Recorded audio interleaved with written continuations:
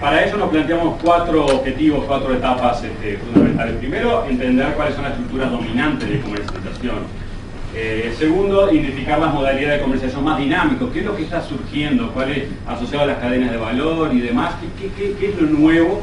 Y bueno, y hacer una lectura de cómo es la participación de los pequeños productores de la agricultura familiar en esos mecanismos. Analizar las políticas existentes y bueno, como final, identificar algunos lineamientos de política pública y privada. Algunos emprendimientos y algunos de los casos que analizamos hay iniciativas privadas que se puede aprender también, tanto para el diseño de política pública como privada. Los casos son en Uruguay carne vacuna y frutales de hoja caduca. Voy a explicar un poco la fundamentación por qué elegí los casos. En Paraguay, almidón de mandioca y caña de azúcar. El marco conceptual.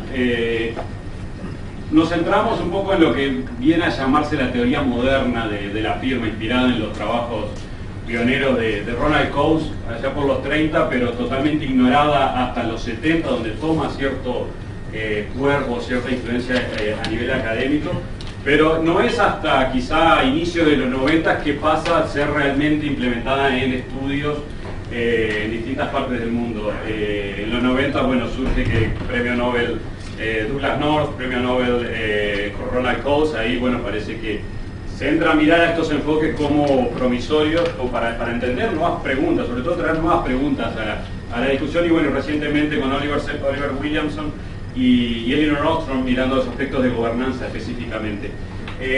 La idea de este enfoque, porque lo dijimos así, primero mira a las empresas, a la actividad como nexos de contrato.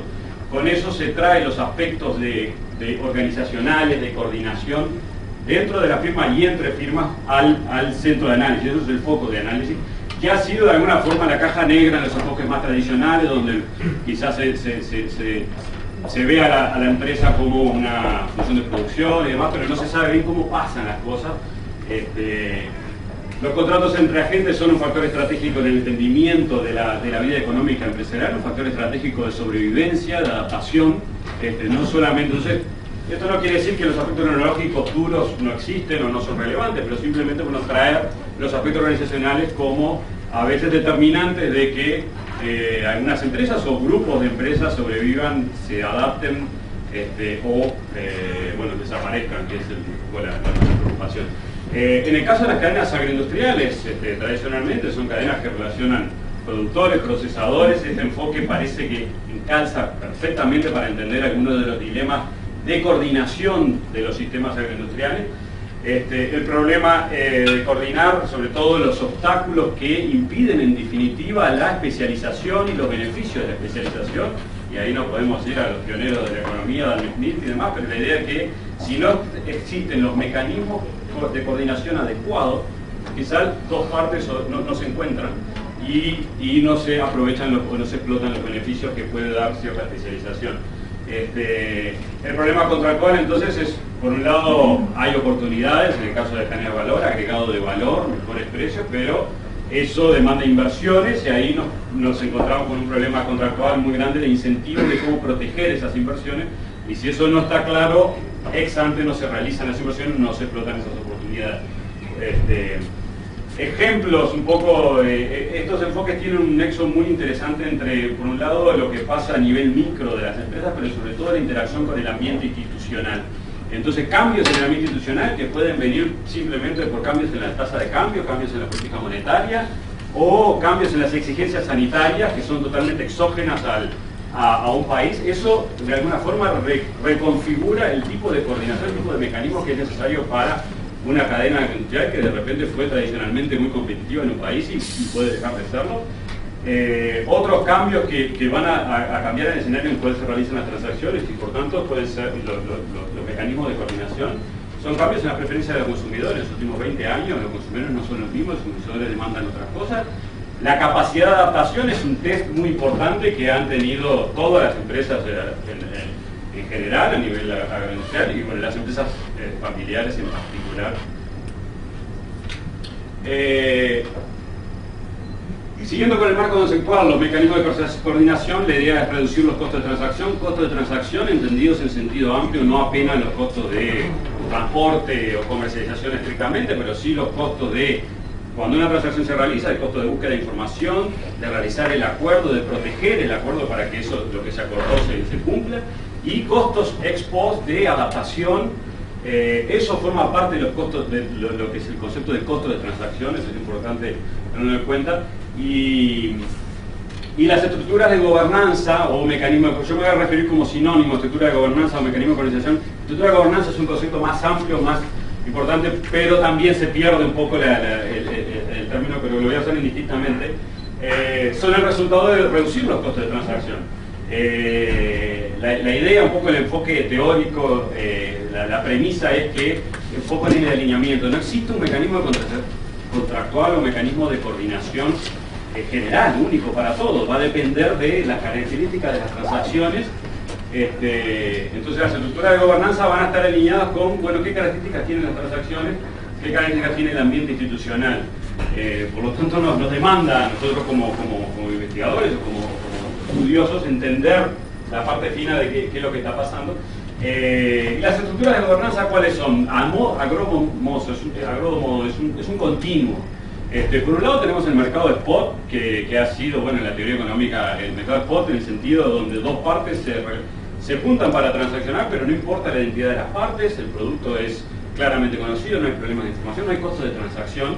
Quizá podemos pensar como podría ser el mercado de valores, compras online, eBay, pero aún así existen aspectos de reputación que salen un poco de lo que sería el mercado spot, pero luego tenemos un conjunto de estructuras híbridas que todavía es un desafío muy grande entenderlas y por eso se llaman estructuras híbridas, algo raro, no sabemos qué es, pero la vida económica pasa acá, la actividad económica pasa acá, no sabemos, pero ahí está todo, están los contratos formales, informales, reputación, una cantidad de cosas normas, conductas, que hacen que dos partes se junten, que se relacionen y que lo hagan a lo largo del tiempo. Y es un mecanismo de coordinación en sí, pero hay un conjunto de mecanismos. Y por último, la integración vertical, cuando de repente estas opciones no están disponibles, las estructuras híbridas, porque bueno, no hay un marco institucional adecuado para proteger contratos y demás, quizás a veces uno observa estrategias de integración vertical para solucionar algunos dilemas contractuales, pero bueno, eso nos da elementos de análisis. Siendo un poco más específico, la importancia de presentar el enfoque, un poco las directrices generales, pero cómo nos orientó en el trabajo, lo que van a ver en el documento, lo que van a ver a lo largo de las presentaciones de los 4 casos de hoy. Se busca mezclar, por un lado, los aportes de la nueva economía institucional, economía de costo de transacción, que es la vertiente micro de la nueva economía institucional, pero también la organización industrial, o sea, juntar esas dos partes. El método que se ha de alguna forma explicitado, desarrollado en el grupo de Centro de Conocimientos en Agronegocio de la Universidad de Sao Paulo, el PENSA, desarrolló algunas directrices de análisis de cadenas agroindustriales con base en esos enfoques. Es una lectura más aplicada de esos enfoques, cómo nos ayudan a entender los problemas de coordinación del sistema agroindustrial. Entonces plantea 4 pasos. Primero, entender la delimitación del sistema. Quiere decir cuáles son las transacciones. En 2 países distintos la misma producto puede tener más o menos transacciones. Uno mira carne de vacuna, en Uruguay existe el ciclo completo, el mismo productor hace todas las etapas. En Estados Unidos es muy claro que bueno, está el que cría y después está el feedlot y son 2 transacciones totalmente distintas. Entonces ahí primero entender cuáles son las transacciones que están presentes, identificarlas. Delimitación del sistema. Segundo, analizar las transacciones entre los agentes. Y aquí viene la premisa teórica, la especificidad de los activos. La unidad analítica es la transacción, no es ninguna de las 2 partes, es la transacción. Y la especificidad de los activos son aquellas inversiones que se realizan para dar soporte a una determinada transacción. Hay una oportunidad de mejorar los atributos de calidad de un producto, el productor debe hacer inversiones, el frigorífico debe hacer inversiones o el procesador debe hacer inversiones. Y son específicas de esa transacción. Si por alguna razón eso se cae, no se concreta, probablemente el mercado alternativo, la segunda opción, va a involucrar pérdida de valor en los activos. Esa es la situación de especificidad de los activos. Es el primer punto de análisis. Luego la frecuencia de las transacciones y la incertidumbre es un elemento muy importante para entender qué características tienen las transacciones. En tercer lugar, analizar el ambiente institucional en que la transacción ocurre, el ambiente institucional en sentido amplio, reglas de juego que de alguna forma moldean las conductas de los agentes. Esto puede ser las leyes, los códigos de conducta, el ambiente de negocio, cómo se relacionan las partes. Es bastante amplio, es difícil de analizar, pero es importante para entender las transacciones. Y el análisis de la coordinación de sistemas industriales, por último, es una forma de integrar los tres pasos anteriores, identificar cuáles son los mecanismos de coordinación, la gobernanza eficiente de acuerdo a esas características que tiene la transacción, identificar conflictos y capacidades de superación. Ahí pueden haber oportunidades que quizá hay transacciones que no se están dando porque hay restricciones a nivel del ámbito institucional, quizá eso puede de alguna forma ayudarnos a entender qué políticas se pueden cambiar o qué marcos legales se pueden modificar o se pueden plantear. Incorporar elementos de la agricultura familiar hasta ahora es general, esto vale para toda actividad económica. Bueno, pero la agricultura familiar, empresa familiar, es también yo creo que estamos lejos de entenderlo plenamente, pero tiene algunas características que necesitamos integrarlas en el estudio. Primero, el trabajo, la administración de los medios de producción y la propiedad de los productos no tienen clara división, no está claro. Se basa en relaciones familiares, cuando el producto o los beneficios, cómo se distribuyen, no está claro, está como todo integrado, es una unidad, la familia y la empresa totalmente integrados. Eso nos presenta un desafío muy grande para entender. La empresa familiar como forma organizacional dominante en la agricultura. Si uno mira todos los sectores, la empresa familiar ha perdido participación en otros sectores y la agricultura familiar sigue siendo la dominante, inclusive en países como Estados Unidos, donde hay un ambiente institucional, hay corporaciones y demás. Aún así, la empresa familiar es más del 60% de las empresas agrícolas.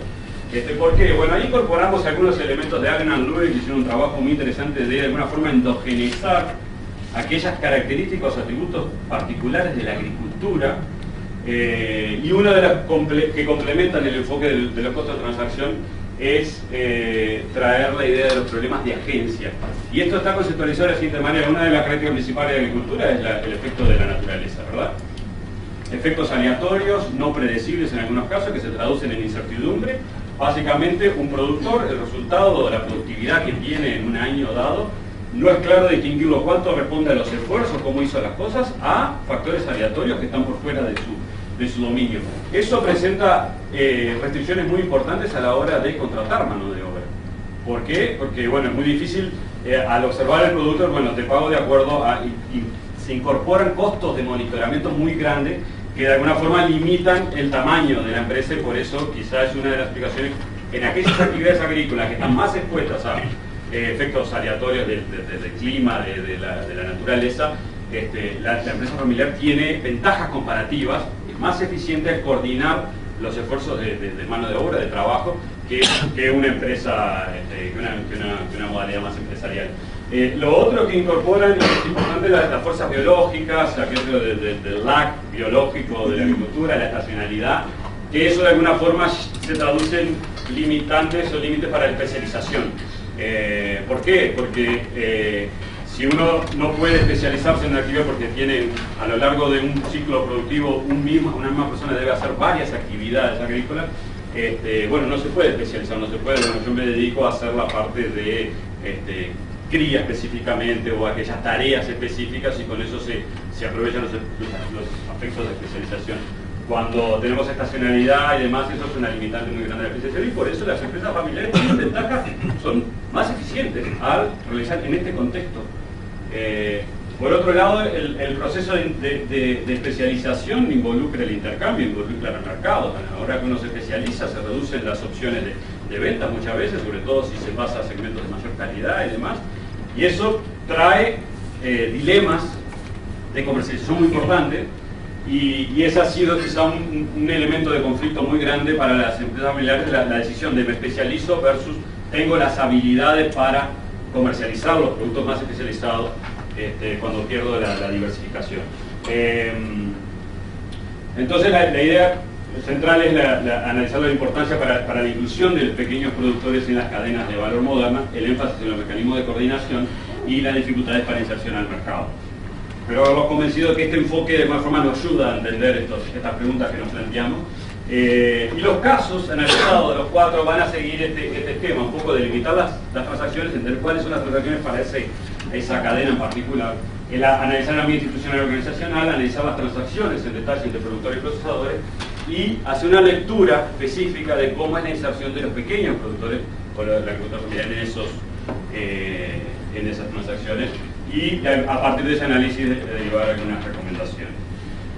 Yo les presento ahora carne vacuna en Uruguay y frutales de hoja caduca. Primero, la producción familiar en Uruguay. 69% de las explotaciones agropecuarias son familiares y de ese 69%, la mayoría, 65%, tienen como rubro de especialidad o la principal actividad ganadería de carne de lana.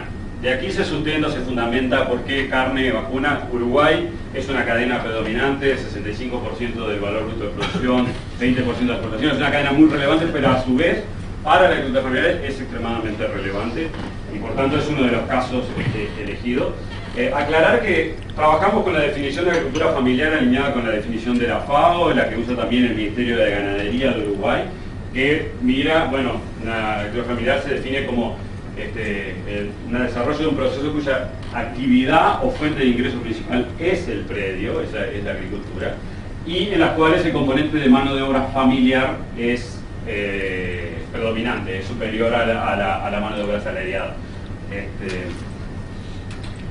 El otro caso que elegimos, fruticultura, si bien es un sector menos importante en números absolutos, en términos de la participación de productores, de pequeños productores, es un sector que tiene características totalmente distintas. La carne vacuna viene en un proceso de expansión, ustedes van a ver un poco en el análisis, no me quiero anticipar, pero fruticultura ha sido la agricultura familiar ha sido más amenazada, ha perdido participación, y aún así el 80% de los productores totales son productores familiares. Por eso elegimos fruticultura para complementar un sector que es distinto, que tiene problemas diferentes y a su vez que tiene una trayectoria diferente. ¿Sí? En eso creímos que podía dar elementos de análisis que complementan el caso de carne vacuna. Como dije, carne vacuna es un sector muy importante, esto son características generales. Hacer énfasis, quizá, no sé dónde está esto es un poco la dinámica, la evolución de las exportaciones de carne vacuna en carne congelada, enfriada y congelada en los últimos 30 años, pero hacer énfasis primero en un paquete y quiebre. 1996, Uruguay libre de lactosa, acceso a nuevos mercados, un cambio en una trayectoria de quizá casi 100 años de estancamiento y a partir de ahí un ciclo de crecimiento a nivel sectorial, a nivel de carne vacuna en su conjunto. Pero es un sector primero que, claro, por un lado se le abren oportunidades de comercialización, le cambian los consumidores, le cambian las condiciones de acceso. De alguna forma las cuestiones de coordinación pasan a ser mucho más relevantes que antes y mucho más expuesto a shocks de tipo sanitario, de tipo macroeconómico en otros países. O sea, pasa a ser un sector más expuesto, con más oportunidades pero más expuesto. La delimitación del sistema ya se empieza a ver, sobre todo en los últimos 10 años, una producción de alta calidad versus una producción de baja calidad. La transacción entre productores y procesadores tiene a grosso modo dos mecanismos de coordinación, uno es directo y otro es vía intermediarios. 50% de las transacciones van vía intermediario, esto es un número elevado. Sabemos poco el papel que juega el intermediario. Entendemos poco, la teoría nos ayuda poco, es un desafío que tenemos. Si uno va a campo, el intermediario es aquel que mata a los productores, que es una especie de demonio. Yo lo tiendo a mirar como si existe, y 50% de las transacciones son coordinadas, este agente que está coordinando la mitad de las transacciones en Uruguay en carne vacuna, yo le doy el crédito de que está agregando valor, está dando algo, está proveyendo algo. Hay que entenderlo mejor si lo queremos bypassear, si lo queremos, pero hay que entenderlo muy bien, cuál es el papel que juega el intermediario.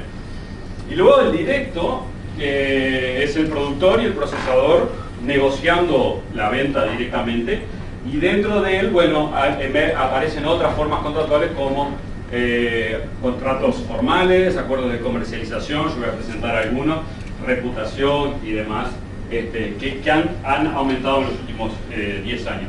A nivel de procesamiento también un segmento de alta calidad y otro de baja calidad, y a nivel de mercados también segmentado, lo que es consumo fresco y carne congelada. Esto es la parte dinámica, lo que ha pasado en los últimos 10 años. Surgen, esto es inédito, acuerdos de comercialización entre grupos de productores y frigoríficos. Hay de todo, hay grupos, hay emprendimientos estrictamente privados, grupos que tenían una acumulación organizacional de coordinación horizontal que lograron pasar a coordinación vertical con el frigorífico. Son acuerdos que buscan mejorar la calidad del producto, mejorar los precios o el valor de los productos y para el frigorífico asegurar una revisión para insertarse en un segmento de mayor calidad. Algunos de estos grupos ya tienen más de 10 años y han continuado en el tiempo. Ese es el énfasis que quiero hacer. Esto no es una cosa esporádica, esto parece que llegó para quedarse y se va expandiendo poco a poco. De nuevo, no sabemos bien cómo pasa esto, cómo se forma un grupo y cómo hacen contrato con la industria. Nos parece muy bonito, pero a la hora de replicarlo presenta desafíos enormes. Hay mecanismos de conexión vía marca, también las tradicionales carne Angus, carne Hereford, eran grupos de productores que tenían una situación y lograron adaptarse para aprovechar ciertas oportunidades de mercado. Mecanismos de certificación, carne orgánica, ecológica, carne natural, aquí hay protocolos privados, público-privado, la participación del Estado, en el caso de carne natural certificada. Hay de todo, pero coexisten y parece que también llegaron para quedarse. También hay carne a corral, o sea, productores con frigoríficos para terminación.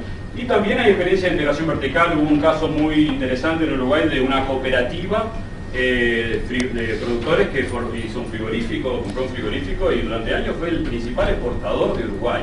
Un caso muy exitoso en una región que yo ahora les voy a mostrar el mapa.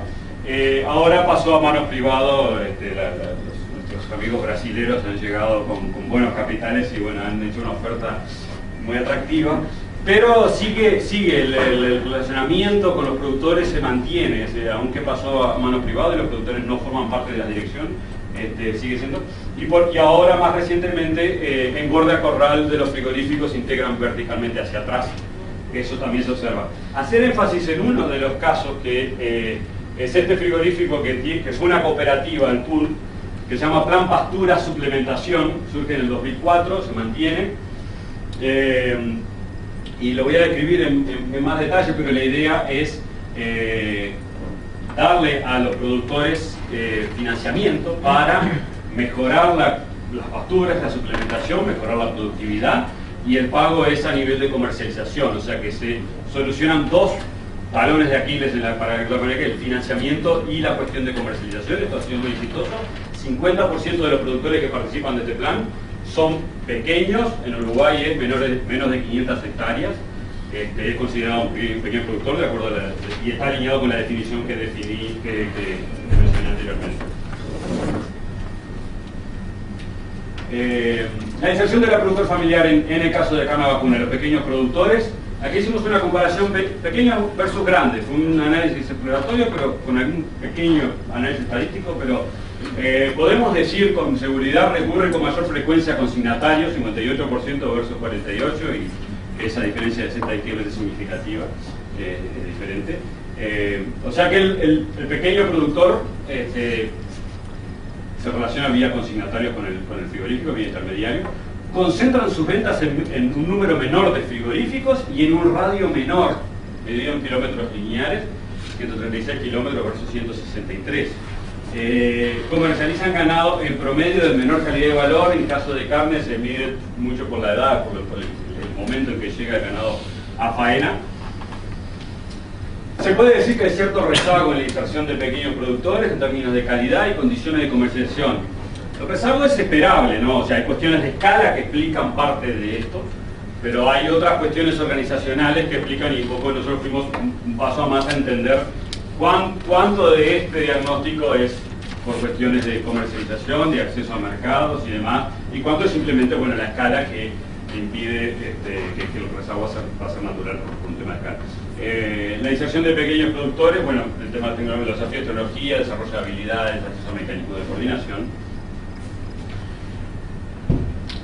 Con respecto a los mecanismos emergentes, esa tabla que presenté, ¿cómo está la inserción de los productores familiares? En los programas de certificación, ¿se acuerdan de certificación?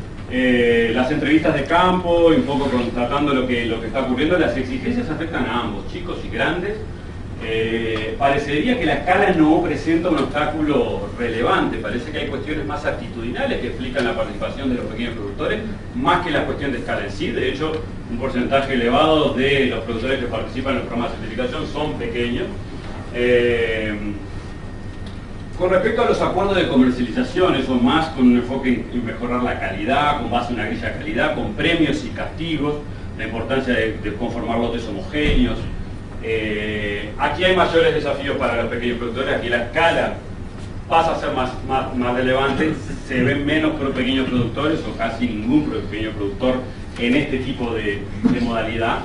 El desafío de coordinación horizontal entre productores es importantísimo. Uno podría teorizar, bueno, basta con que los productores se junten para conformar lotes homogéneos. Si bien un productor chico no puede conformar un camión con un lote homogéneo para el frigorífico, entonces no puede quedar de alguna forma fuera de este acuerdo de comercialización, lo podría hacer vía coordinación horizontal. Bueno, eso parece fácil decirlo, no hay ningún caso que hemos visto que realmente haya pasado eso. Y en general los productores que participan de esto son de escala media a elevada. Y bueno, las restricciones financieras son importantes en este caso, porque aunque un pequeño productor se forme parte de estos acuerdos, como decía, la empresa familiar tiene características particulares. La decisión de vender y las decisiones familiares son difíciles de separar. Y bueno, la idea de esperar para conformar un lote homogéneo implica tener los medios para hacerlo. Y esto fue relevado en las entrevistas como que era una restricción muy importante porque, bueno, pasaba a comercializar con castigo en vez de obtener, cuando uno tiene una grilla de calidad, es un arma de doble filo, porque los resultados pueden ser perjudiciales. Y después otro mecanismo emergente, como nombré, el plan Pastura Suplementación, que busca asegurar remisión y mejorar la producción de una región. 50%, como anuncié, del plan Pasturas con el frigorífico son pequeños productores. Soluciona la parte de acceso a financiamiento y baja los grados de incertidumbre de la comercialización. Involucra una negociación directa con el frigorífico. Esto es un activo que el relacionamiento con el frigorífico puede derivar en otras cosas. Por eso el énfasis cuando un productor está relacionado directamente con el frigorífico puede tener elementos adicionales, porque hay una comunicación directa y pueden haber demandas específicas que pequeños productores pueden satisfacer, pero cuando tiene un intermediario de por medio, quizá la información, el ruido es mayor y otras oportunidades quedan más limitadas. Lo que le decía, este caso en particular del plan Pasturas está situado en la región noreste, donde hay un frigorífico que concentra el 88% de la faena. En términos de organización industrial, estructura de mercado, esto es una cosa, bueno, esto es complicado. Quizás hace 20 años se decía, no, esto no puede ser, y lo partían este frigorífico se ponían evitar. Pero el punto es que justamente estas experiencias surgen en esa, pero también es parte del histórico de ser una cooperativa, de relacionamiento con los productores. Con esto quiero decir, es una provocación de que la estructura del mercado es importante, y a veces nos da elementos, bueno, donde puede haber problemas, pero no necesariamente, tenemos que entender mucho más. No es lo mismo un frigorífico con una trayectoria de cooperativa que una empresa que se instala con fines estrictamente de ganancia. No es el caso de ese frigorífico, más que hoy es privado, y estos planes han sido continuados. Luego tenemos la región sur, donde se concentra la mayor parte de los frigoríficos, y la producción está extendida en todo el territorio. No sé dónde estoy apuntando con esto, pero sale para todos lados. Recomendaciones del caso carne vacuna. Primero, fomentar la coordinación horizontal. Es un proceso complejo. Carne vacuna en particular, este tipo de productores, la coordinación horizontal ha sido un desafío más importante cuando uno compara con otros sectores, sobre todo para facilitar la difusión y adopción de modelos exitosos. Falta sistematización de iniciativas exitosas, de políticas públicas y privadas. Estos casos que yo estoy mencionando, nosotros nos dio para identificarlos, entenderlos cómo funcionan, pero a la hora de pensar y replicarlos, tenemos que ir mucho más a fondo. Y yo creo que ha habido muchos programas de política pública, de incentivo, de subsidio a productores, pero no se ha conceptualizado después, bueno, qué características tiene, qué podemos aprender y demás. Eso yo creo que es un activo que tenemos en Uruguay en particular, con una solidez institucional muy importante, un Ministerio de Ganadería que ha implementado programas muy valiosos, pero la parte de evaluación y de entender, aprender sobre esa experiencia ha faltado, y creo que es un problema de diseño. Tener presente la heterogeneidad de los problemas y colocamos en el trabajo el desafío del problema de selección. Muchas veces uno ve una experiencia muy bonita, son pequeños productores, pero las cuestiones actitudinales explican que ese productor sí iba a ser bueno independientemente de la coordinación horizontal y vertical. Entonces, ¿cómo uno separa cuánto depende de sus características individuales y cuánto depende de los mecanismos de coordinación o del mecanismo de gobernanza que permitió esa relación? Es muy difícil, presenta un desafío, pero a la hora de replicarlo, si uno quiere hacer lo mismo con productores que tienen otras características, si bien son carne vacuna, tienen la misma escala y demás, puede no llegar a buen puerto porque aquellos productores que nosotros vimos, los pioneros, los emprendedores, que explicaban eso que estaba pasando, quizá otros no lo siguen o no tienen las habilidades para implementarlo. Fomentar la coordinación vertical, esto es muy importante, considerar las estrategias de los procesadores desde el inicio en el diseño de política. Los frigoríficos juegan un papel muy importante, y quizás no solo los frigoríficos, ir más allá hacia el consumidor. La idea de diseñar incentivos a los procesadores para la inclusión de pequeños productores. Aquí quizá una crítica frontal a uno de los programas implementados por el Ministerio de Ganadería, crítica frontal, crítica constructiva, de subsidio a productores ganaderos con un perfil de pequeños productores, donde se llama planes de negocio. Entonces los productores se juntan, arman un plan de negocio y se subsidia. El frigorífico no participa en la mayoría de todos los planes financiados en los últimos 5 años. Estamos hablando de 5 millones de dólares en los últimos 5 años y otros 5 o 6 anteriormente. El frigorífico no está en el diseño original. Bueno, luego esos productores pueden hacer todo bien, pero si no está la parte hacia que le van a vender, probablemente van a haber conflictos después.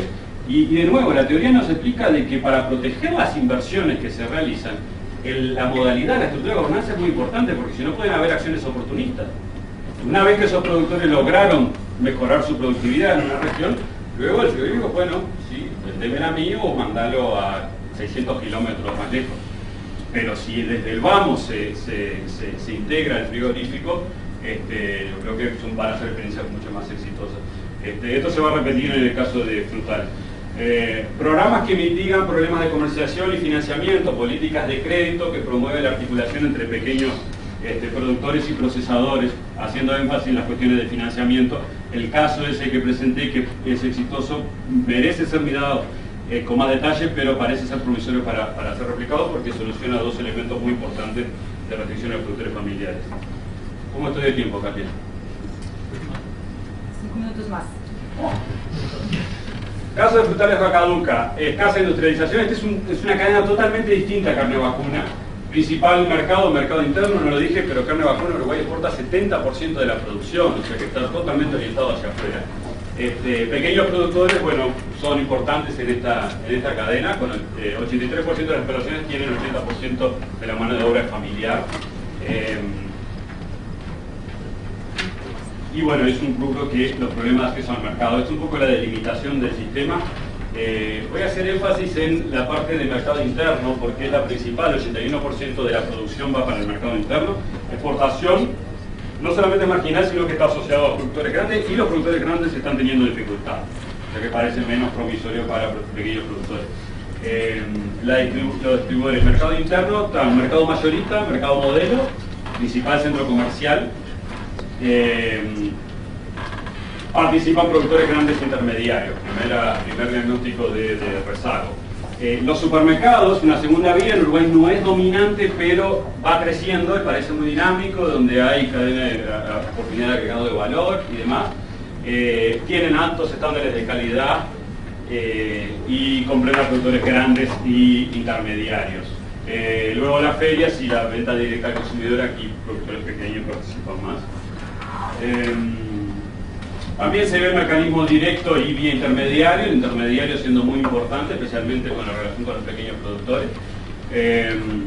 Hay algunos casos, un grupo particular, que son pequeños productores de alguna forma relacionados a un grupo de grandes productores, 10-15 grandes productores que están mirando hacia exportación, pero también mercado interno, pero trabajando con estándares de calidad mayor, y pequeños productores que de alguna forma se acoplan a ellos para hacer la comercialización.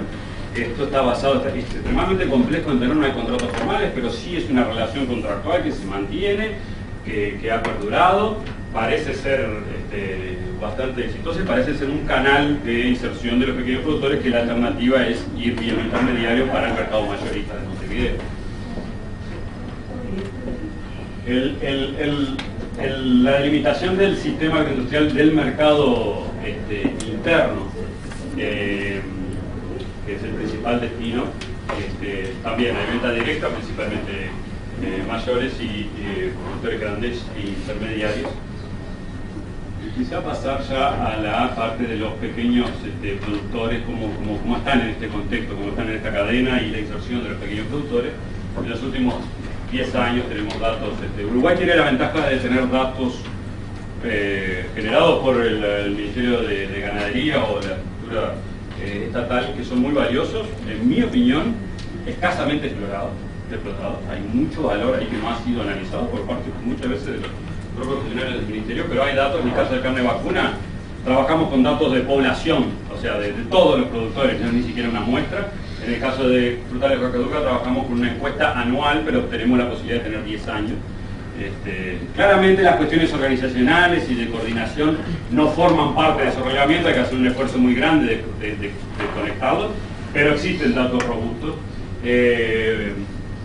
Los productores residen en el predio, tienen poca educación, muy bajo porcentaje tiene asistencia técnica, muy bajo porcentaje lleva registro, mayores dificultades de acceso a crédito, predomina la estrategia de diversificación. Esto es una tensión natural en los pequeños productores, pero en particular aquí es la diversificación versus la especialización. Ha habido menor reconversión tecnológica. Esta es una cadena que en los últimos 10-15 años ha cambiado mucho en términos tecnológicos, y aquí hay un rezago importante de los pequeños productores. Poca coordinación horizontal, problemas para trabajar en grupo.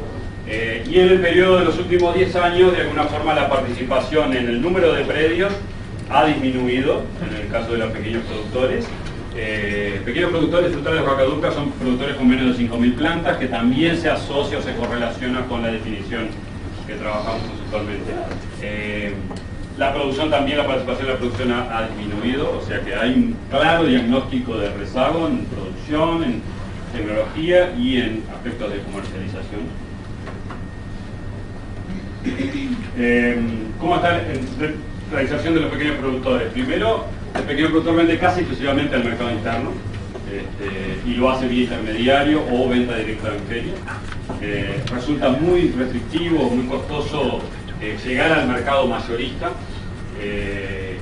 No son los principales proveedores de supermercados, aquí pueden haber oportunidades, pero actualmente no lo son, y hay algunos indicadores que pueden participar en cadenas de mayor valor.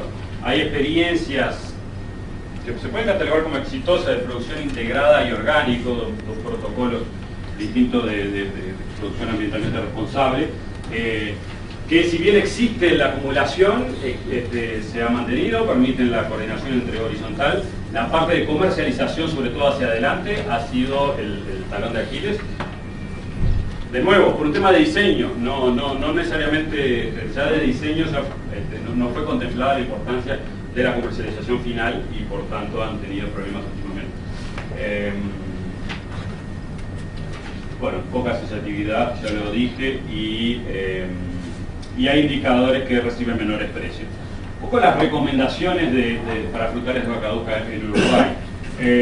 Bueno, hay un segmento se argumenta de que el consumo interno y exportación de mayores estándares es como el camino a seguir de la cadena en su conjunto. Entonces hay que ver cómo los pequeños productores pueden integrarse en esa trayectoria.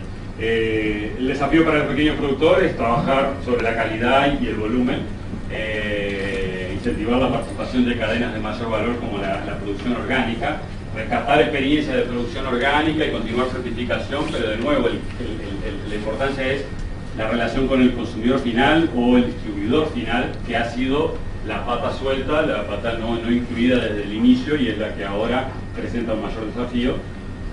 Y de nuevo, importa la interfase de coordinación horizontal-vertical. Esto yo creo que es la principal recomendación de esto, porque ha sido un debe en el diseño de política, y tanto pública como algunos emprendimientos privados. Esto de producción integrada es una cosa público-privada, facultad, INIA, Instituto de Investigación, no es simplemente Ministerio de Ganadería y Agricultura. O sea que la idea es incentivos para que el distribuidor final, los supermercados, participen de modelos inclusivos de producción familiar. Vemos casos en otro lado donde la inclusión del pequeño productor en la góndola del supermercado es un elemento que agrega valor y demás, pero bueno, la idea es pensar los incentivos para que el distribuidor final se incorpore esto como se incorpore en esta estrategia.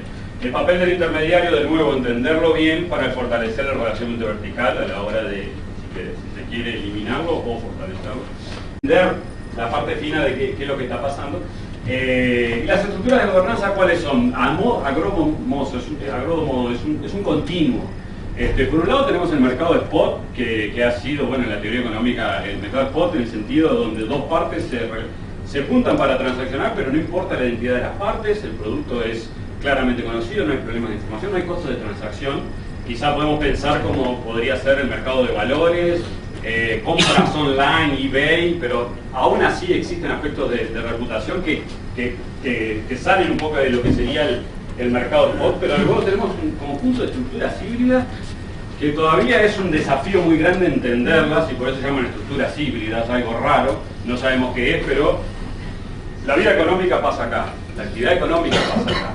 No sabemos, pero ahí está todo, están los contratos formales, informales, reputación, una cantidad de cosas normas, conductas, que hacen que dos partes se junten, que se relacionen y que lo hagan a lo largo del tiempo.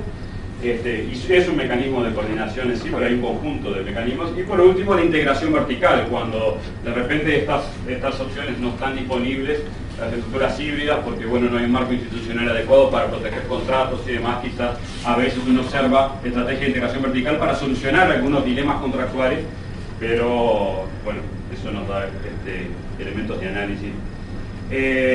Yendo un poco, se entra a mirar a estos enfoques como promisorios o para entender nuevas preguntas, sobre todo traer nuevas preguntas a la discusión. Y bueno, recientemente con Oliver Williamson y Elinor Ostrom mirando los aspectos de gobernanza específicamente. La idea de este enfoque, ¿por qué lo elegimos así? Primero, mira a las empresas, a la actividad económica como nexos de contrato. Con eso se trae los aspectos de organizacionales, de coordinación, dentro de la firma y entre firmas al centro de análisis. Eso es el foco de análisis, que ha sido de alguna forma la caja negra en los enfoques más tradicionales, donde quizás se ve a la empresa como una función de producción y demás, pero no se sabe bien cómo pasan las cosas. Los contratos entre agentes son un factor estratégico en el entendimiento de la vida económica empresarial, un factor estratégico de sobrevivencia, de adaptación, no solamente. Entonces, esto no quiere decir que los aspectos neurológicos duros no existen o no son relevantes, pero simplemente bueno, traer los aspectos organizacionales como a veces determinantes de que algunas empresas o grupos de empresas sobrevivan, se adapten o bueno, desaparezcan, que es la preocupación. En el caso de las cadenas agroindustriales, tradicionalmente son cadenas que relacionan productores, procesadores. Este enfoque parece que calza perfectamente para entender algunos de los dilemas de coordinación de los sistemas agroindustriales. El problema de coordinar, sobre todo los obstáculos que impiden en definitiva la especialización y los beneficios de la especialización, y ahí nos podemos ir a los pioneros de la economía, Adam Smith y demás, pero la idea es que si no existen los mecanismos de coordinación adecuados, quizás dos partes no se encuentran y no se aprovechan o no se explotan los beneficios que puede dar cierta especialización. El problema contractual entonces es, por un lado, hay oportunidades, en el caso de cadena de valor, agregado de valor, mejores precios, pero eso demanda inversiones y ahí nos encontramos con un problema contractual muy grande de incentivos de cómo proteger esas inversiones, y si eso no está claro, ex ante no se realizan las inversiones, no se explotan esas oportunidades. Ejemplos, un poco, estos enfoques tienen un nexo muy interesante entre, por un lado, lo que pasa a nivel micro de las empresas, pero sobre todo la interacción con el ambiente institucional. Entonces, cambios en el ambiente institucional que pueden venir simplemente por cambios en la tasa de cambio, cambios en la política monetaria, o cambios en las exigencias sanitarias que son totalmente exógenas a un país. Eso de alguna forma reconfigura el tipo de coordinación, el tipo de mecanismo que es necesario para una cadena industrial que de repente fue tradicionalmente muy competitiva en un país y puede dejar de serlo. Otros cambios que van a cambiar el escenario en el cual se realizan las transacciones y por tanto pueden ser los mecanismos de coordinación. Son cambios en las preferencias de los consumidores. En los últimos 20 años los consumidores no son los mismos, los consumidores demandan otras cosas. La capacidad de adaptación es un test muy importante que han tenido todas las empresas en general a nivel agroindustrial y bueno, las empresas familiares en particular. Siguiendo con el marco conceptual, los mecanismos de coordinación, la idea es reducir los costos de transacción entendidos en sentido amplio, no apenas los costos de transporte o comercialización estrictamente, pero sí los costos de, cuando una transacción se realiza, el costo de búsqueda de información, de realizar el acuerdo, de proteger el acuerdo para que eso, lo que se acordó se cumpla, y costos ex post de adaptación. Eso forma parte de los costos, de lo que es el concepto de costo de transacción, eso es importante tenerlo en cuenta. Y las estructuras de gobernanza o mecanismos, yo me voy a referir como sinónimo, estructura de gobernanza o mecanismo de organización. Estructura de gobernanza es un concepto más amplio, más importante, pero también se pierde un poco el término, pero lo voy a hacer indistintamente. Son el resultado de reducir los costos de transacción. La idea, un poco el enfoque teórico, la premisa es que el foco en el alineamiento. No existe un mecanismo de contractual o un mecanismo de coordinación general, único para todos. Va a depender de las características de las transacciones. Entonces las estructuras de gobernanza van a estar alineadas con, bueno, qué características tienen las transacciones, qué características tiene el ambiente institucional. Por lo tanto nos demanda a nosotros como investigadores o como estudiosos entender. Para eso nos planteamos 4 objetivos, 4 etapas fundamentales. Primero, entender cuáles son las estructuras dominantes de comercialización. Segundo, identificar las modalidades de comercialización más dinámicas, qué es lo que está surgiendo, cuál es asociado a las cadenas de valor y demás, qué es lo nuevo. Y bueno, y hacer una lectura de cómo es la participación de los pequeños productores de agricultura familiar en esos mecanismos. Analizar las políticas existentes y bueno, como final, identificar algunos lineamientos de política pública y privada. Algunos emprendimientos y algunos de los casos que analizamos hay iniciativas privadas que se puede aprender también tanto para el diseño de política pública como privada. Los casos son en Uruguay carne vacuna y frutales de hoja caduca. Voy a explicar un poco la fundamentación por qué elegimos los casos. En Paraguay, almidón de mandioca y caña de azúcar.